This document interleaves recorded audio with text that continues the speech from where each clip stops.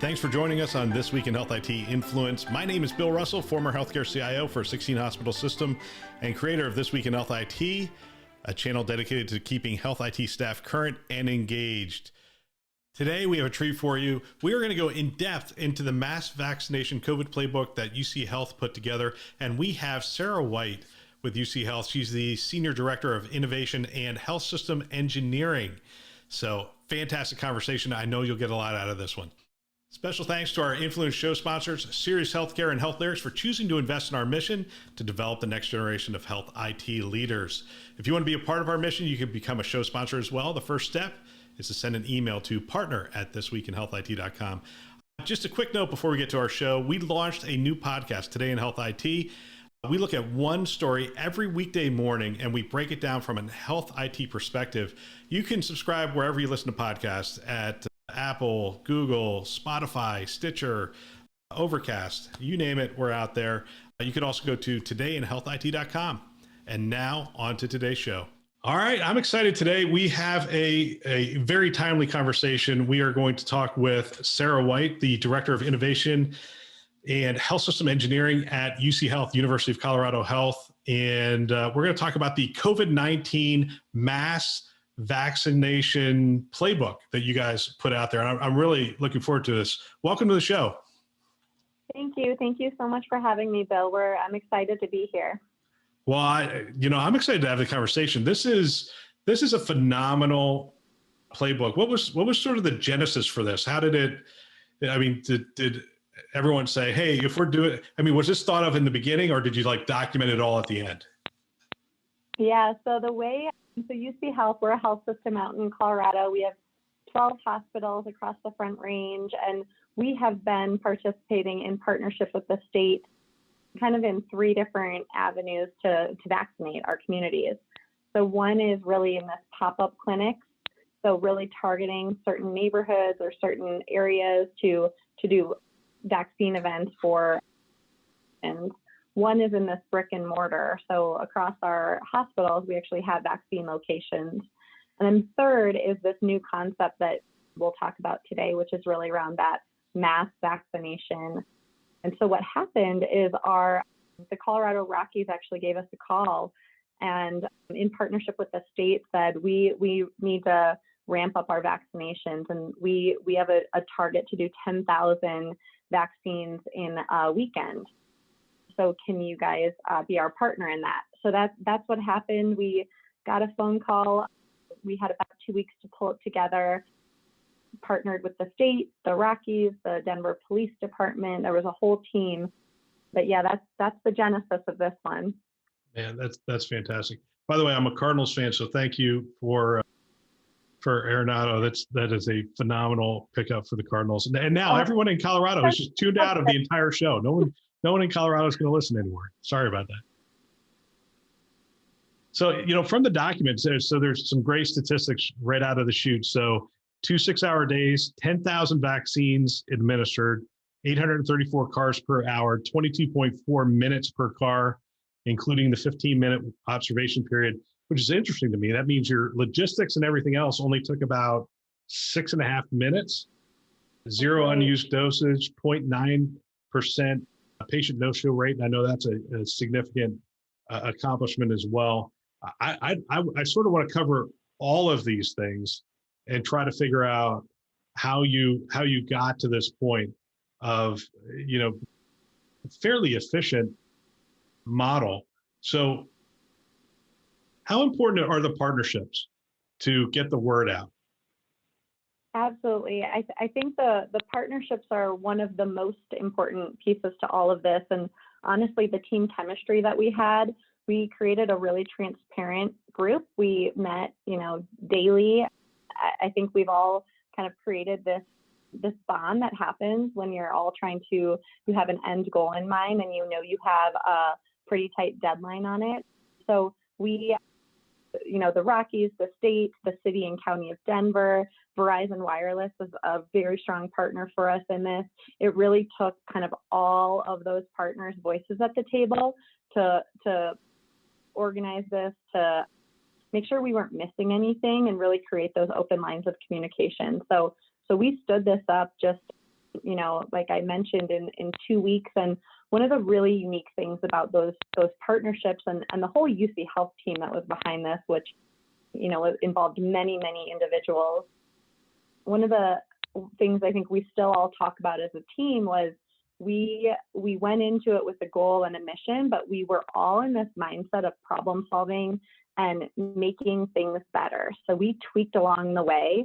So the playbook that we published, we are actually in process of revising it because we just this past weekend completed our second dose. So as you know, we had the Pfizer for our event. So we had a first dose weekend in January. And then we actually had to stand up the whole event again for a second dose, which we just completed this past weekend. And our stats actually were even better the second time. And it was really because we were just kind of tweaking things along the way and making those adjustments that we needed to. But yeah, the team was probably what allowed us to pull this off. Was it the same people coming back to the same location for their second dose? It was, yeah. So it was all of those same individuals, the 10,000 who came that first weekend. They all came back 3 weeks later. All right, I'm gonna go through this in a fair amount of detail because I think it's worth doing. So let's start by elaborate a little bit on the team that you put together to do this.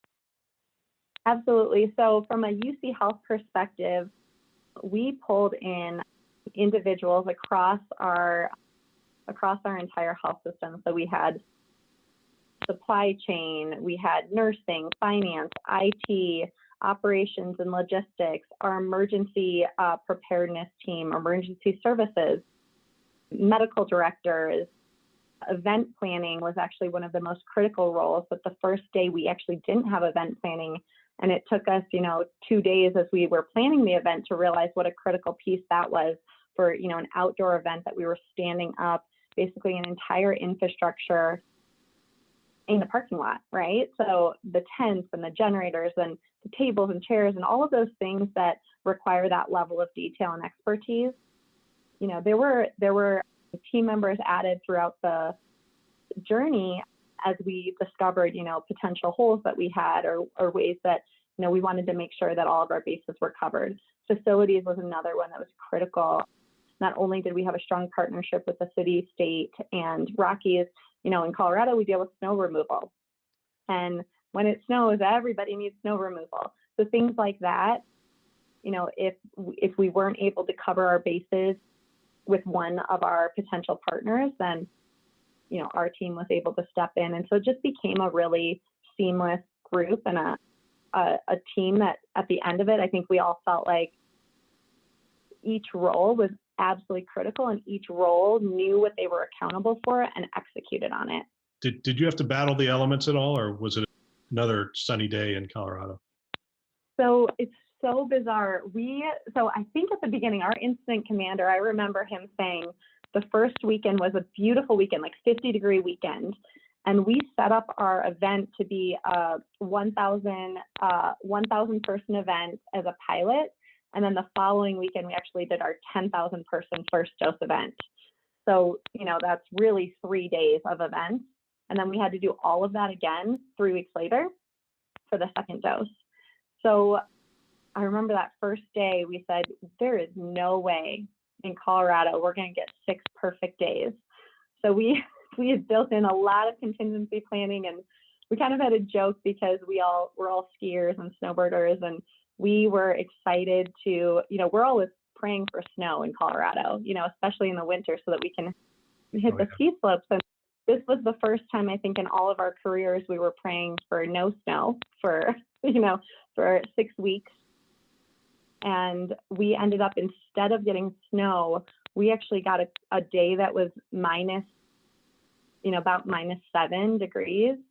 And it was just not possible and just not safe to have our staff and our patients coming through a drive-thru model in, sub-zero temperatures. So we did actually one day, it ended up being our second dose pilot day. So it was only 1,000 individuals, but we ended up moving those 1,000 individuals to an indoor location. So we did have to trigger one of our contingency plans, but it all worked out. we had the plans in place, a lot of support to make sure that we were able to pull that off. Well, why outdoor in Colorado? I mean, there's so many things that could go wrong. Were there not large indoor facilities, or is the logistics harder for an indoor facility? Yeah, it's what we found, and we have, like I mentioned, the 12 indoor locations actually already. And then we will go out to churches or to organizations, and we'll do events in, vaccine events in targeted areas. But what we found is there's still a population that we were missing. And there's still a population that prefers to actually, maybe they have mobility challenges, or, maybe they're not comfortable being in an indoor setting, exposure risk, or, they've really been hunkered down in their homes for the past year. And so we were getting some requests for that, to help meet that and accommodate that population. And so as we kind of work through some ideas of, how we could do that, drive-through model really became the most optimal way to address some of those needs of our population. So, this is one that potentially COVID will, and, vaccines will be around and in need across the nation for several more months. And so our thought was, if we can pull this off in the winter, then, the summer is going to be easy. Yeah, and the car ends up being a natural social distancer, doesn't it? It's almost exactly 6 feet, and outdoor is a lot safer, I think, just in the long run.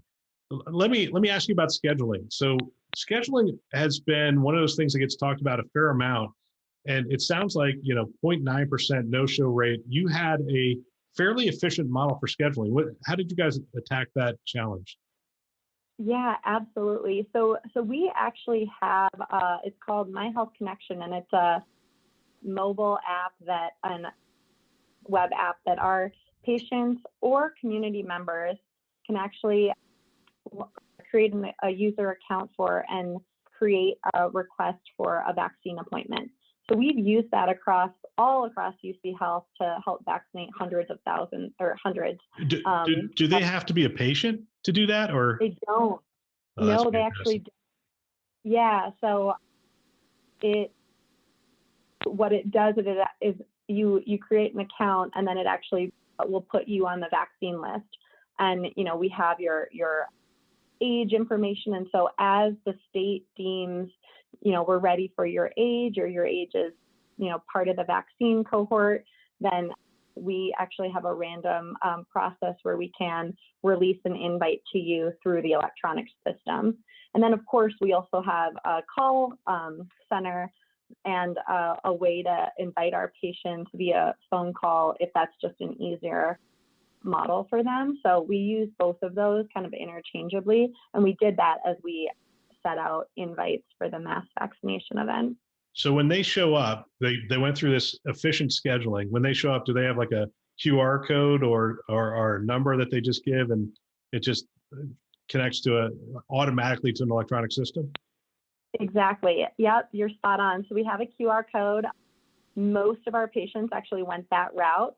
So I think it was around 83%, just over 80% of our patients or community members. I'm calling all of the, everyone who showed up as patients, but so they arrive at the entrance, they go through kind of our registration process and show their QR code. If they don't have a QR code, it's very easy for our team to also just look them up and verify that they, have an appointment, and then get them vaccinated.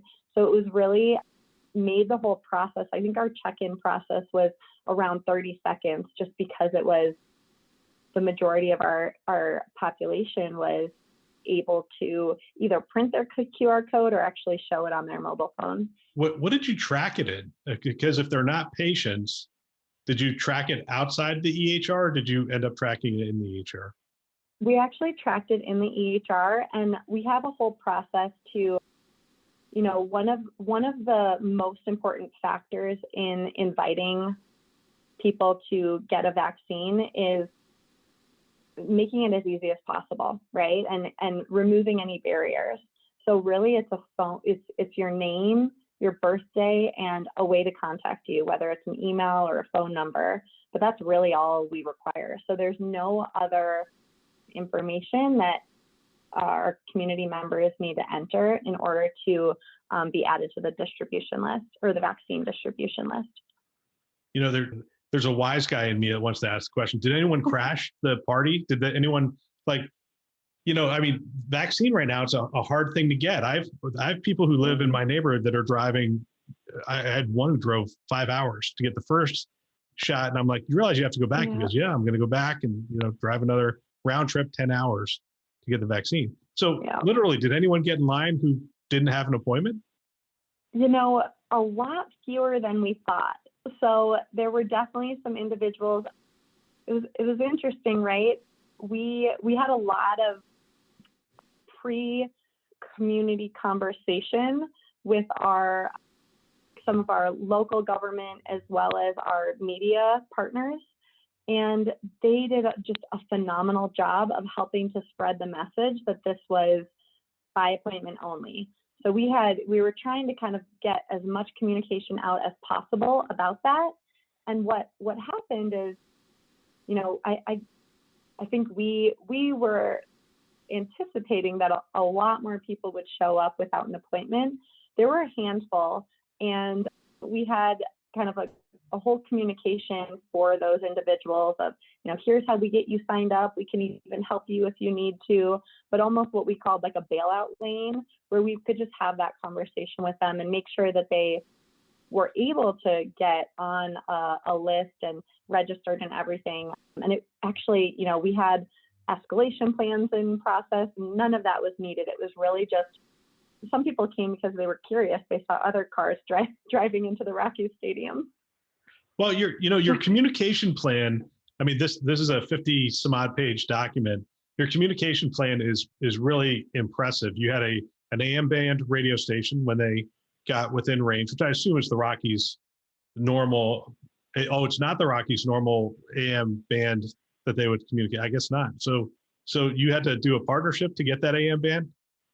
We actually did. Yeah. So what's actually interesting is what we found in, you know, I'm sure other states are doing this as well, but across Colorado, we have partnered with our other health systems who are all kind of going through this as well.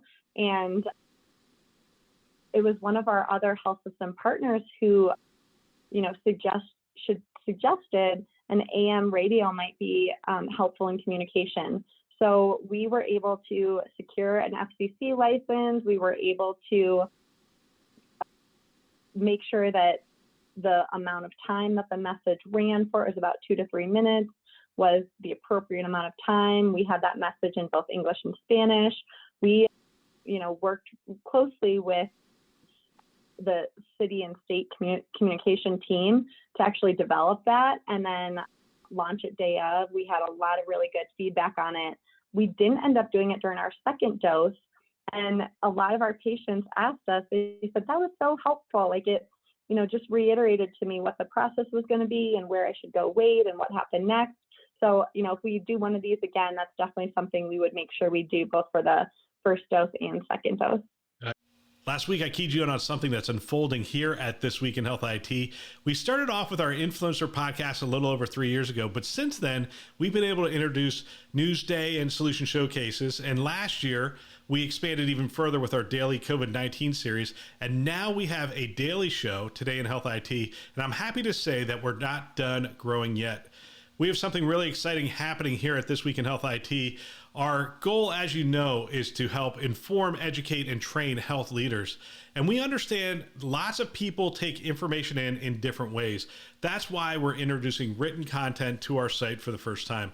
You'll be able to find news write-ups covering each of our shows in detail, as well as feature stories. And I'm really excited about the feature stories. We've hired 2 great feature story writers, and they're going to take topics that are highly relevant to you and relevant to our industry, and they're going to turn them into feature stories on our website. I'm so thankful for all of our listeners and the conversations that we've had, our sponsors, and the dialogue that we've had. And the back and forth has really convinced me that this is the best next step. I want to thank all of you for listening and joining with us on our journey of raising up the next generation of health leaders by amplifying great thinking to propel healthcare forward. You also had the signage, you had scripts and stuff in there. So I thought the communication plan was excellent. Let's talk to the logistics a little bit here. I would imagine, getting the PPE out there, not all that hard, but what about getting the vaccine out there? You're talking the Pfizer vaccine. So that's a heavy lift to keep that refrigerated. And you said 0 unused doses. So there was some logistics and planning around that. How did you take care of that? Absolutely. So we had we had been, I'm going to say, practicing quite a bit with our other locations. The trickiest part of this one was obviously it was outdoors. So creating a lot of redundancy just to make sure that nothing could go wrong was really what we needed to focus on for pharmacy. So we had a whole tent outside, a secure tent that was dedicated to our pharmacy team. So of course we had to, get the vaccine out to the location, make sure that we had freezers and backup freezers and generators, a whole team. One of the most important pieces of the operation for pharmacy was, our teams are working with their bare hands, and so they need to be in a space that's warm. They can't wear their gloves. It's they can wear surgical gloves, but no winter gloves. And so we had to make sure that the temperature was warm enough for them, for our staff, but not too warm for the vaccine. So there were quite a few just operational hurdles we needed to work through. Also, just making sure that there was really constant communication, especially as the day wore on, our thawing process, and making sure that we had enough vaccine up until the very last patient arrived. So it was just a very close communication. One of the lessons learned from our first weekend was we had the pharmacy tent kind of located off-site a little bit. And we ended up moving our vaccine tent to be in the middle of the madness. So we moved them to be inside of our large tent that all of our cars were driving through. And that created a really close communication with them. And it just had them really at the center of the entire event, which helped us as we got closer to the end of the event. One of the most important pieces is just making sure we don't overthaw and making sure that we use every single dose. And so that became a really good lesson for us to make sure that those vaccinators, or the vaccinators and the pharmacists, were arm in arm. Did you tap into anyone that has done this kind of crowd movement before? I mean, I'm thinking, Disney knows how to do this. Well, the Rockies would know how to do this, right? How to move a lot of people did you tap into their expertise in this? Absolutely. So as we talk about kind of those critical partners, that was one of the roles the Rockies played for us. Not only the Rockies, but also our Denver Police Department. So we had a whole team from the Rockies as kind of our professional flaggers, and they were the actual Rockies players. Well, we had Dinger, who's the Rockies mascot, and then we had many, many of the Rockies staff. Unfortunately, the players were already headed down for spring training. Oh, they were in Arizona already. Okay. Yeah, they were staying nice and warm in Arizona. So we had a lot of their team, kind of the office team, and they were really, really incredible to work with, and definitely have an expertise in that. Yeah, I've talked about this before. The technology stuff, I'm not going to hit you up on too much, but I assume the Verizon partnership is how you got the wireless communication infrastructure into the parking lot that you needed. Yeah, and I would say kind of the cliff notes of the IT piece was we actually did that very first weekend I was telling you about, the 1,000 individual pilot that we did. We actually did do paper during that. And it was a little bit of just kind of test things out, like, is that the right thing to do? And quickly our entire team, said, we got to do this electronically.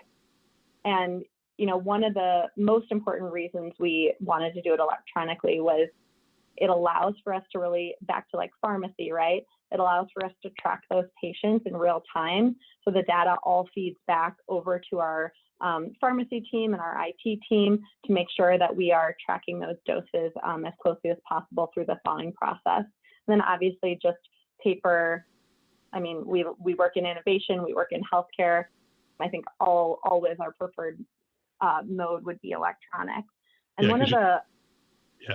No, go ahead. I was just going to, because you just create redundancy if you're going to do that. So anyway, go ahead. Exactly.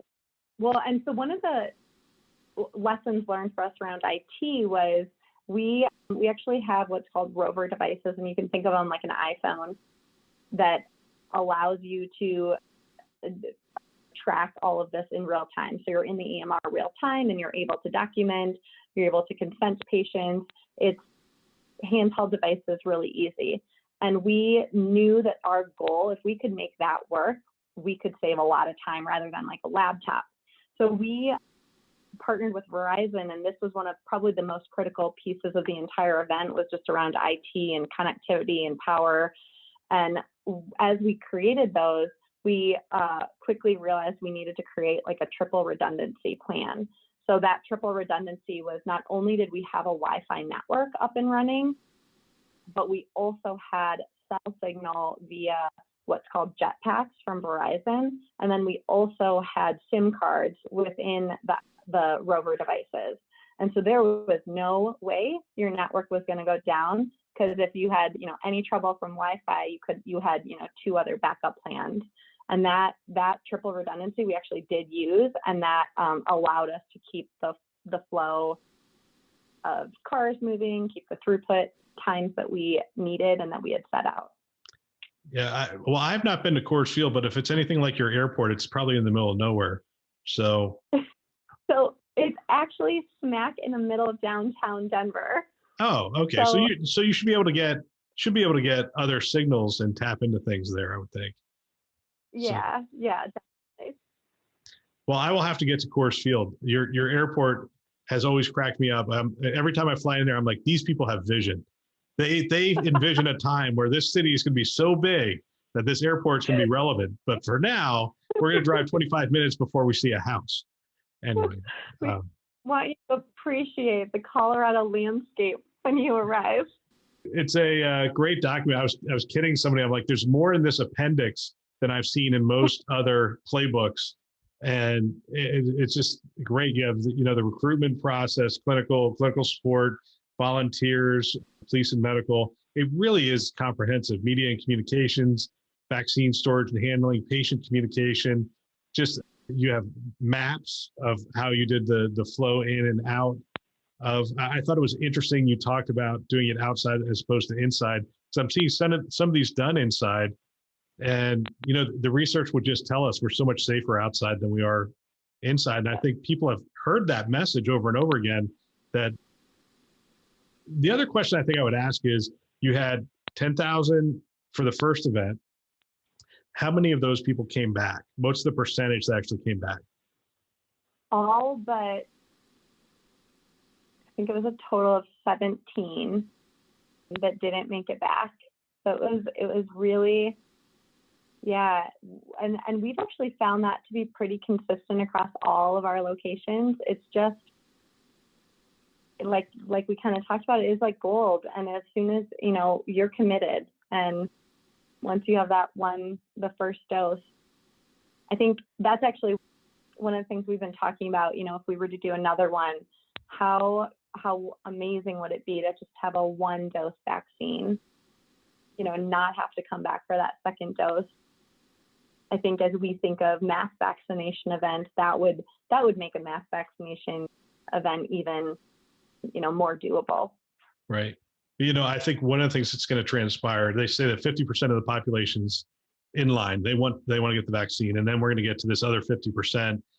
And actually, I think 20% of the next 50% is like, I'll wait and see, make sure there's no adverse effects, and then they're going to get in line. But then there's this other 30% these kind of events, I would think, are well geared towards that 30% that are, I don't know, that aren't prone to, even if, they're not prone to go into the medical facility, they're not, that somehow we catch them. Do you guys have you started thinking through that? What are we going to do for that 30%?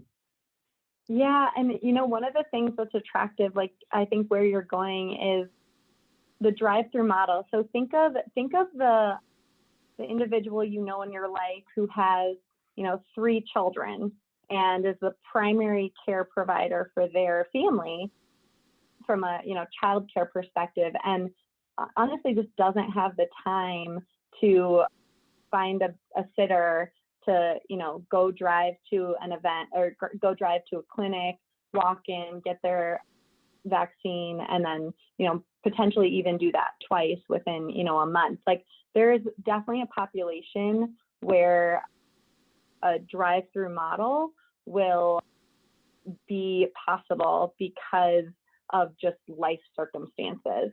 And so as we developed this model, it was really around there. We talked about drive-through versus walk up, and talked through the pros and cons of it, but we hadn't seen across Colorado, there was no drive-through model.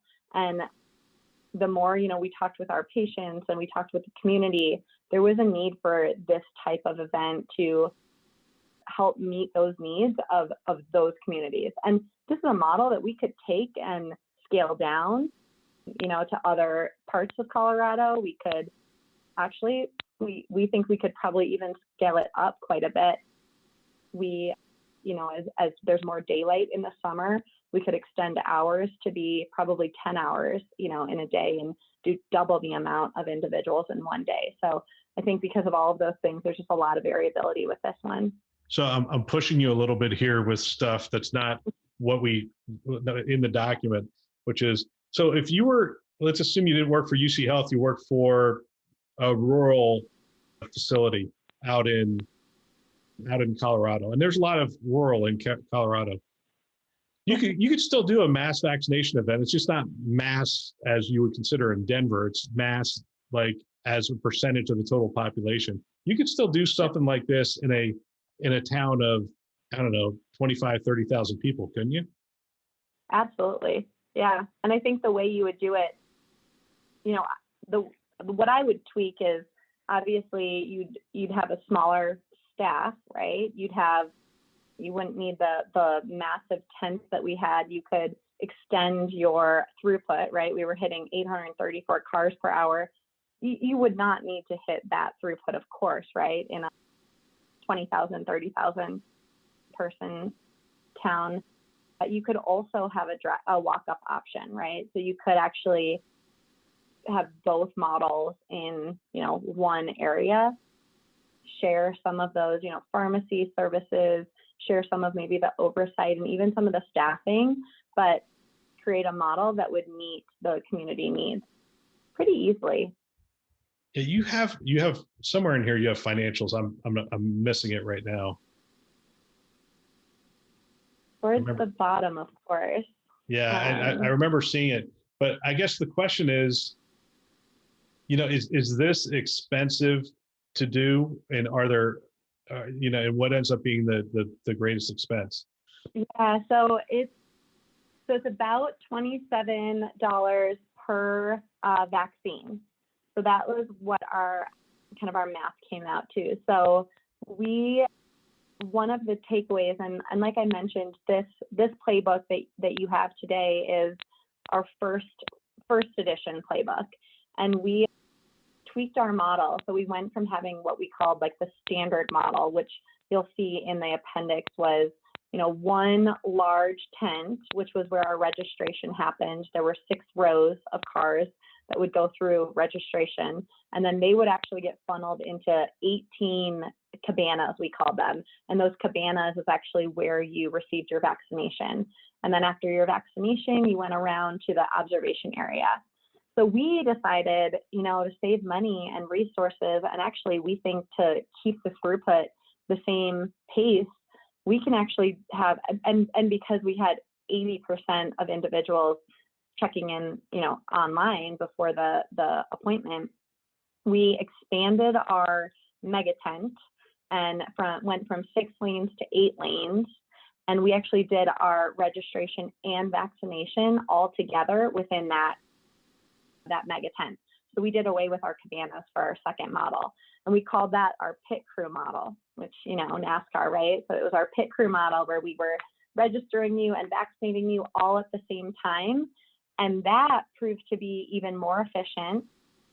It proved to be cheaper. So we, if we were to do more of these, we got our throughput at one point in 1 hour. It was over 1,000 cars per hour, and the average time was actually 14 minutes and 36 seconds.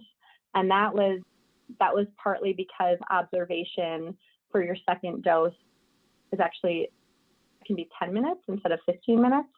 And so our throughput was about 1 minute and 54 seconds to register and vaccinate you. And then our patients moved very quickly through the process. So that actually reduced our cost from that $27 to even cheaper.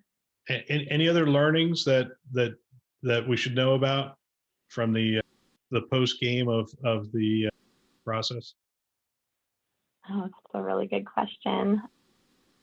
Yeah, so we did lessons learned kind of after each one of our events. We actually interviewed patients as well as volunteers. And, I think moving from that standard model to pit crew was one of the biggest lessons for us. Do you guys normally do like a lean and agile model in your health system? Yeah, we do a little bit of a mix, right, of Six Sigma, lean, Toyota way, depending on kind of what the effort is. This one was, very lean, kind of always reassessing ourselves. So we followed kind of like Toyota way principles as much as possible. Some of the wayfinding, I would say, is always something, and over communication to our community and our patients. I would just say, like, if you have, a strong team, that was one of our biggest lessons learned. We walked out of this just, knowing that if we were thrown another challenge, that this team would be able to rally and pull it off. Yeah, it is phenomenal. I actually, I want to thank you. I mean, this is such a great document. I already shared it specifically with 2 of my clients who were asking me questions around it. And I'm like, that here, I mean, yeah, they did it and here it is. So this has been phenomenal. And then the other thing is just that it takes work to put the document together. And I just want to thank you for that contribution. How can people get a hold of the document, and how can they hear more about what you guys have done if they want to? Absolutely. And Bill, thank you so much for just the opportunity to share this. The reason we even put this together was really when we went out to create this, we couldn't find anything, out there. And we thought, we're all in this together. We are all trying to end this pandemic together. And, if we can develop something that's successful, of course, you're going to have to tweak it. You're going to have to figure out what works best for your population, your area, and your location. But our thought was really, we are looking at ending this pandemic in the most collaborative way possible. So we're open to suggestions, always open to conversation, would love to connect with you. If you go on the UCHealth website, uchealth.org, there's a link actually to the playbook under our vaccine tab. So you can, I think you put your name in there and your maybe email address, and the document is available to you. So it's, of course, free. There's, no strings attached. If you have questions, I'm always here and happy to help answer them or help connect you to the right individuals across UCHealth. But yeah, we're just looking forward to ending this pandemic and looking forward to whatever comes next. Yeah, and you haven't marketed to me yet. And I put all my information in to download the PDF. And you should probably, what you think the numbers are, because I think I forwarded the PDF to at least 3 or 4 people. So, and I think that's happening probably a significant amount. this is a great resource. Again, thanks for putting it together, and thanks for your time. Thanks for coming on the show to share even more with the community. Really appreciate it. Absolutely. Thank you, Bill. What a great discussion. If you know of someone that might benefit from our channel, from these kinds of discussions, please forward them a note. Perhaps your team, your staff. I know if I were a CIO today, I would have every one of my team members listening to this show. It's conference level value every week. They can subscribe on our website, thisweekhealth.com, or they can go wherever you listen to podcasts, Apple, Google, Overcast, which is what I use, Spotify, Stitcher, you name it, we're out there. They can find us. Go ahead, subscribe today, send a note to someone, and have them subscribe as well. We want to thank our channel sponsors who are investing in our mission to develop the next generation of health IT leaders. Those are VMware, Hillrom, Starbridge Advisors, Aruba, and McAfee. Thanks for listening. That's all for now.